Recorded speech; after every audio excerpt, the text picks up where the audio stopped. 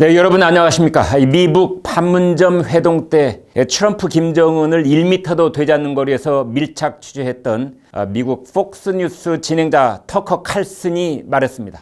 김정은 북한 국무위원장은 폐기종 환자처럼 가쁘게 숨을 쉬었다. 자, 이런 보도가 나간 뒤 트럼프 대통령이 트위터에 글을 올렸죠. 그는 정말 좋아 보였고 매우 건강해 보였다.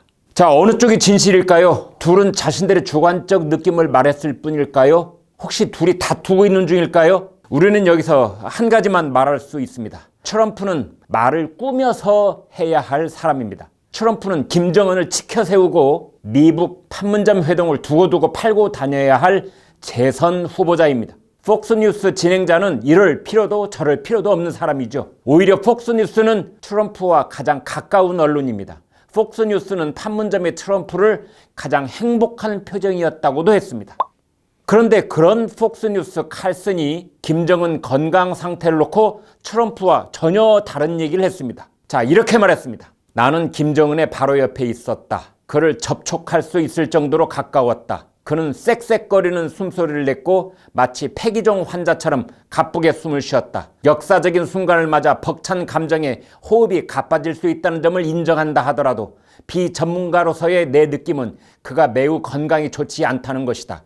이 사람은 건강 상태가 매우 나쁘다는 것이 내 첫 번째 생각이었다.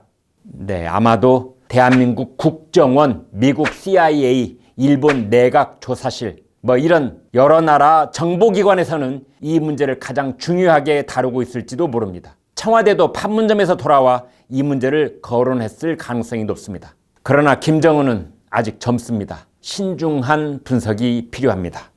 미국 판문점 회동, 이제 차분하게 그 본질을 들여다봐야 할 시간입니다. 그건 회동이 아니라 차라리 소동에 가깝고 쇼동에 가깝습니다.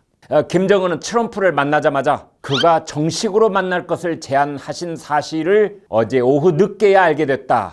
이렇게 말했습니다. 미국이 협상을 다시 시작할 새로운 셈법을 갖고 왔나 해서 만남을 수락했다는 말투입니다. 53분 동안 트럼프가 김정은에게 펼쳐놓은 새로운 셈법은 뭐였을까요? 북핵 동결? 북핵 보유국 인정? 워싱턴에서는 이런 얘기가 연기처럼 피어나고 있습니다. 판문점 실황 중계를 자세히 되돌려 보면 트럼프는 말끝마다 내가 대통령이 된 뒤 한반도가 좋아졌다. 지난 2년 반 동안 큰 변화가 있었다. 오바마는 김정은을 만나지 못했다. 이런 말을 거듭 강조하기도 했습니다.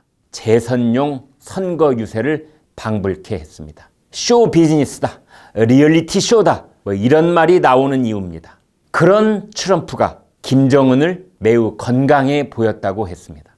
트럼프도 의학 분야에서 비전문가이긴 마찬가지입니다. 트럼프는 폭스뉴스에 화를 냈을 수도 있습니다. 폭스뉴스 진행자가 북한이 가장 불쾌하고 민감하게 받아들이는 코멘트를 한 셈이기 때문입니다. 과거 김일성, 김정일 때도 건강 이상설이 끊이지 않았었습니다. 그러나 건강 문제로 인한 급변 사태는 없었죠. 자, 이번에 김정은의 건강 문제 신중하게 접근을 해봐야 합니다.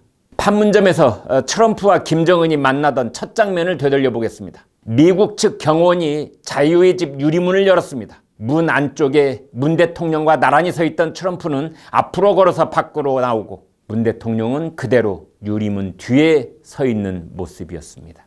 우리 땅에서 이루어지는 그러한 일인데 우리 대통령이 유리문 뒤에 서 있었습니다. 마치 우리 국민이 유리문 뒤에 서 있는 상징처럼 보였습니다.